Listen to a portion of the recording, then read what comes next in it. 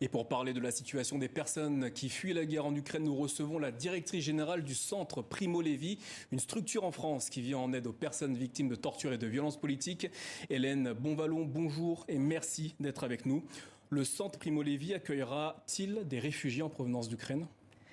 Le centre Primo Levi est effectivement une structure de soins et de soutien. Nous accueillons déjà des personnes en provenance d'Ukraine qui ont fui l'Ukraine ces dernières années pour fuir les situations de violence politique et de répression dont elles ont pu souffrir, notamment dans l'est du pays. Actuellement, nous ne sommes pas en première ligne dans l'accueil des personnes qui fuient l'Ukraine. Le centre Primo Levi est un centre qui accueille des personnes pour faire un travail en deuxième intention, pour faire un travail beaucoup plus approfondi de prise en charge des traumatismes. Dans l'immédiat, la priorité est de pouvoir accueillir ces personnes, leur proposer une mise à l'abri, leur proposer une protection, des conditions matérielles d'accueil qui répondent à leur dignité et de leur proposer un premier parcours de soins, une première prise en charge, mais qui soit avant tout de l'écoute, de la stabilisation et surtout de la sécurisation au niveau de leur état de santé qui est très fragilisé par la guerre et par le parcours, cette traversée de l'Europe jusqu'en France. Alors vous avez évoqué les traumatismes tout à l'heure. Quels sont les traumatismes que vous décelez le plus souvent chez les personnes qui arrivent dans vos structures ? Alors au centre Primo Levi, on accueille des personnes qui, malgré la grande diversité de leur origine, de leur situation, présentent pour beaucoup des traumatismes très profonds, de perte de confiance, de troubles très profonds du sommeil, de mémoire traumatique, de perte de la mémoire, de dissociation, de perte des repères spatio-temporels. Le premier geste de soin que le centre Primo Levi propose à ces personnes est un accueil. Un accueil car ces personnes ont perdu leur place dans la société, ont été pour partie déclassées, sont en perte d'identité. Il faut voir que la torture vise à réduire les personnes à l'état d'objet. Finalement, le premier geste de soin que nous allons leur proposer, c'est vraiment de les positionner en tant que sujet, de leur redonner une place, de les attendre, de reposer des repères pour progressivement aider ces personnes à dépasser les effets de la violence, les effets traumatiques, progressivement pouvoir reprendre la main sur leur vie, sur leur devenir, envisager un avenir possible. Alors on l'a dit, plus de 3 200 000 personnes ont quitté l'Ukraine depuis le début de l'invasion russe, majoritairement des femmes et des enfants. Comment est-ce qu'on intervient face à des enfants qui ont vécu ce genre de situation ? Alors par rapport aux enfants, il y a un travail majeur qui est de pouvoir reposer des repères, reposer les repères parentaux. Il faut savoir qu'effectivement, ces enfants, pour un certain nombre, vont être séparés d'un de leurs référents parentaux. On sait que les hommes restent en Ukraine, ce sont beaucoup les femmes, les enfants qui prennent les chemins de l'exil.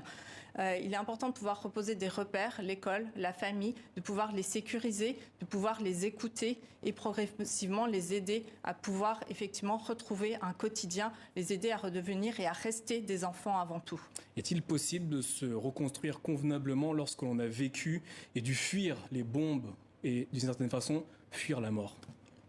Alors, cette question, malheureusement, certains de mes collègues disent souvent qu'on ne guérit pas la torture, on ne guérit pas de la violence. Donc, c'est effectivement de pouvoir dépasser ces effets-là et ouvrir une autre étape de vie. On peut supposer que par rapport à toutes ces personnes qui aujourd'hui fuient l'Ukraine, il y a déjà une première phase qui va être une phase. Aujourd'hui, ces personnes sont très prises, sont très encore en prise avec la situation, ont laissé des proches, sont encore très pris. Donc aujourd'hui, il est complètement prématuré d'envisager un travail d'écoute, un travail très approfondi. Il y a avant tout un travail vraiment de mise à l'abri. On peut supposer qu'il y aura ensuite plusieurs phases pour permettre à ces personnes de progressivement se détacher, envisager un autre possible ou envisager ou pas un retour dans leur pays. C'est vrai que l'évolution de la situation en décidera. Aujourd'hui, il est extrêmement prématuré d'envisager des suites. La grande priorité pour nous est vraiment la mise à l'abri, l'accès à des conditions dignes et le fait de pouvoir proposer des espaces à ces personnes pour être prises en charge convenablement.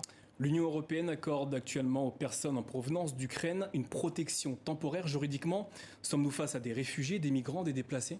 Quel est leur statut juridique ?